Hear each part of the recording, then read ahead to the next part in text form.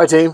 This is Dr. T coming back to get with you with Coach Ed. And yet, the other day, I mentioned some aspects of the ADA piece, and this is going to be the part two of that. Just kind of to recap, we were talking about um, the different types of disabilities that um, someone may have going to college, and what are the expectations of the university as it relates to what they were receiving in high school or junior high or whatever the case may be. So now that we've gotten to a point where we're going to prepare the documents, make sure they are from a licensed physician or a psychologist, or whatever doctor you were working with, to make sure that these accommodations were in place. Um, there's some things and we're about what? It's almost April. But March, we are 6, 7 months away from that wonderful day when you pack the car, and everyone's excited. You've been accepted already. You've gotten all things you need for your dorm room. You're excited. You know who your roommate is going to be. All those things are coming up over the next couple of months. It's going to be very exciting, but stressful for everybody. One thing on a funny note, as you pack the car, leave the 65-inch TV off the list. Um, there's just not room for that. So don't put that in the car when you go. All right, let's talk about ADA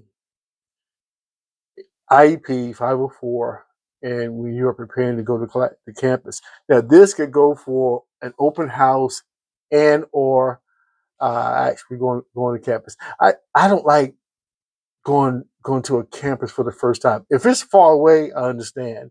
You have other ways of really getting a sense of what the university campus is like, the dorm rooms, the staff, i.e., YouTube.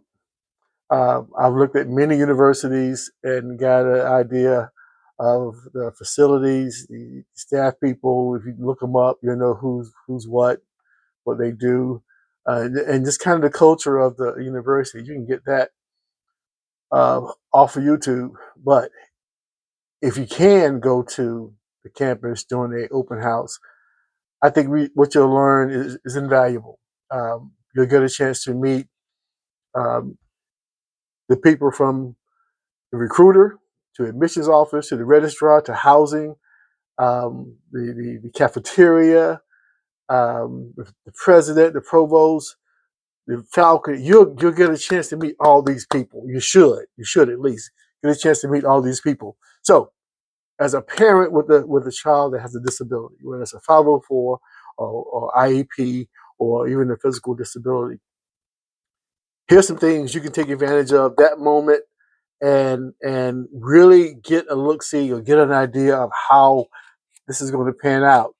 Make sure you have copies of the actual document. You can leave those with the academic advisor or the staff person designated to deal with accessibility IEPs 504s. Have copies, you have a copy, they have a copy. Make sure it goes back to at least 3 years. That way we know that it's current. Also, this was used by the staff people and the teachers and at the high school that they attended.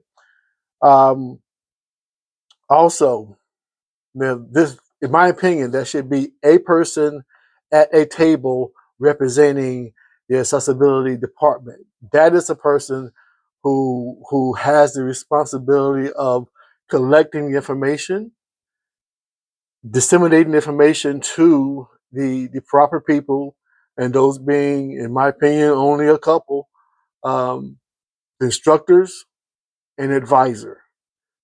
This is a very confidential, as you know, process.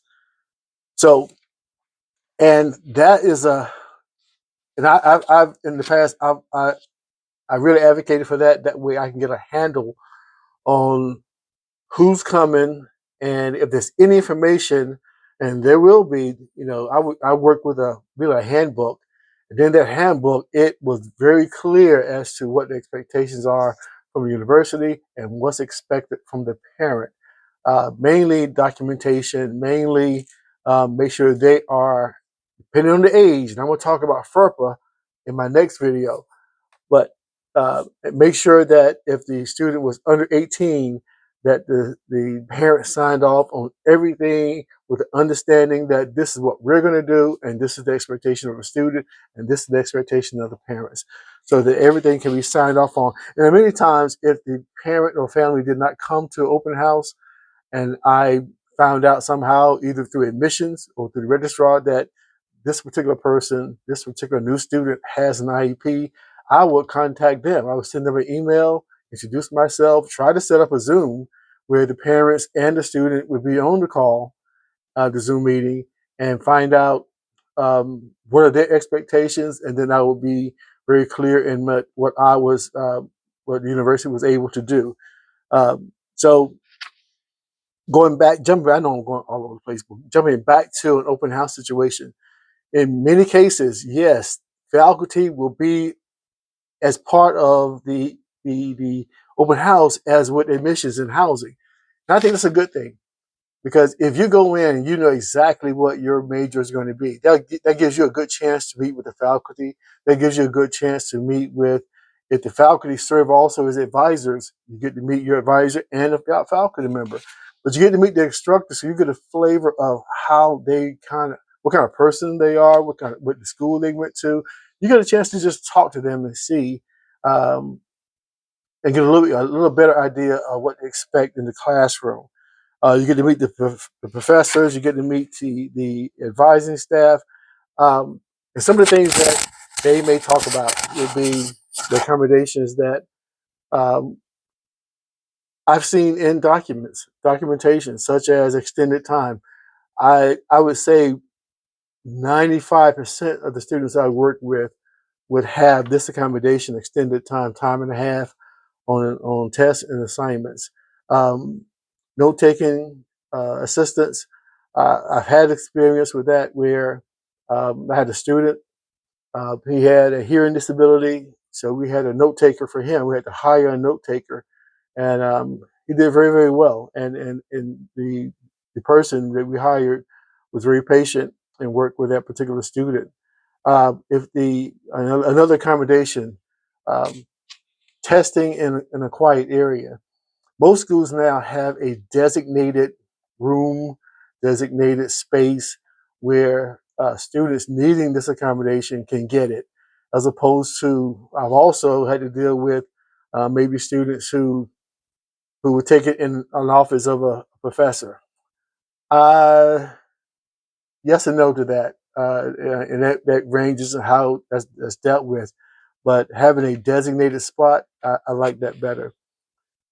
Assistive technology. That stuff, like, and one thing that I like on Microsoft, for if you, let's say if your child writes a document, paper, in order to hear how it sounds, and you can catch a lot of errors in addition to using Grammarly or whatever, but if you hear it, you'll catch a lot of stuff. I've used for years personally Natural Reader. It's an assistive technology um, tool that I've used and recommended for students, and they thought it very, very useful.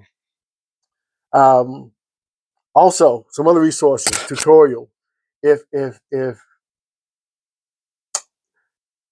your child and the student is going to class, coming to a college, if they're in need of any tutorial classes, this would be the best time, whether the meeting is at an open house or is online in a Zoom situation.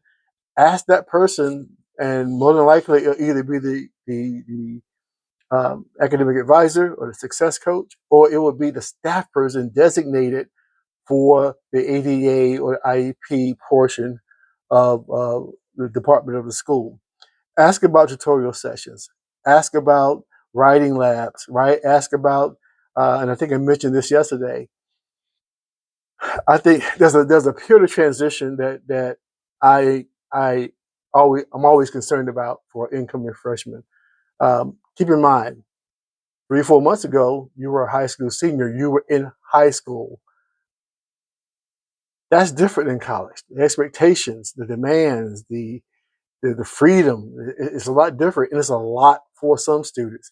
So sometimes, and I've had the pleasure of having students that were very open to going to our counseling center just to be heard, just to get that level of angst out or frustration or confusion or whatever it may be, because there is a transition. So students that had to deal with that and were not really doing it at a pace that was working for them, sometimes the counseling center is recommended. And one good thing about the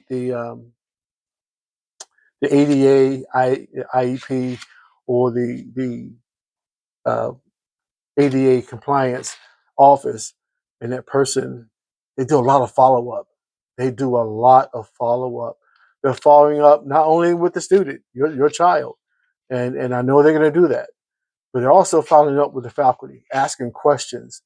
Um, and I think the worst thing is for a student who may need or have needs of extra time, extra time on assignments, comprehension, those type things.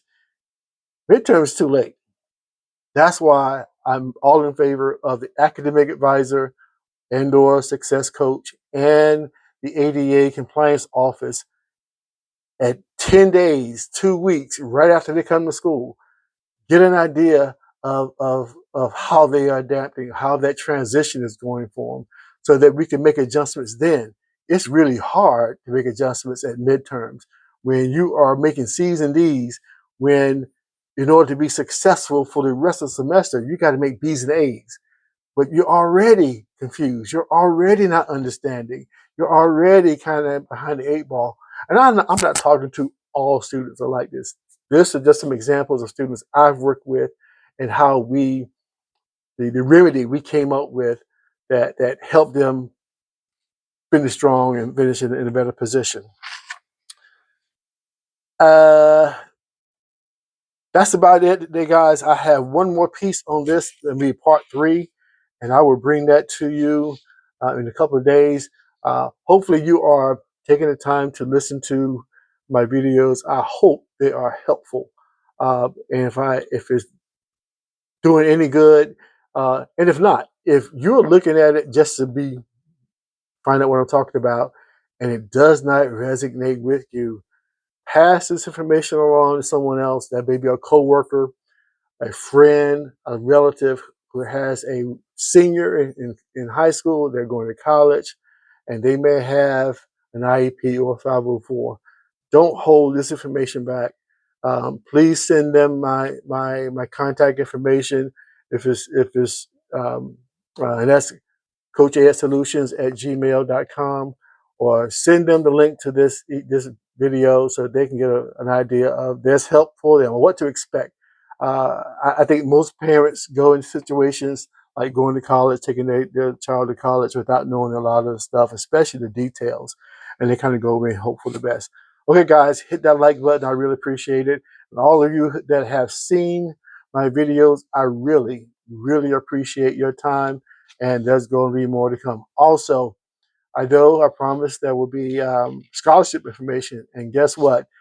If you are looking at this video, check my description box, and there will be 5 uh, scholarships, scholarship information that I found that have a April 15th or April 30th deadline. Okay, guys, thanks a lot. I really appreciate it.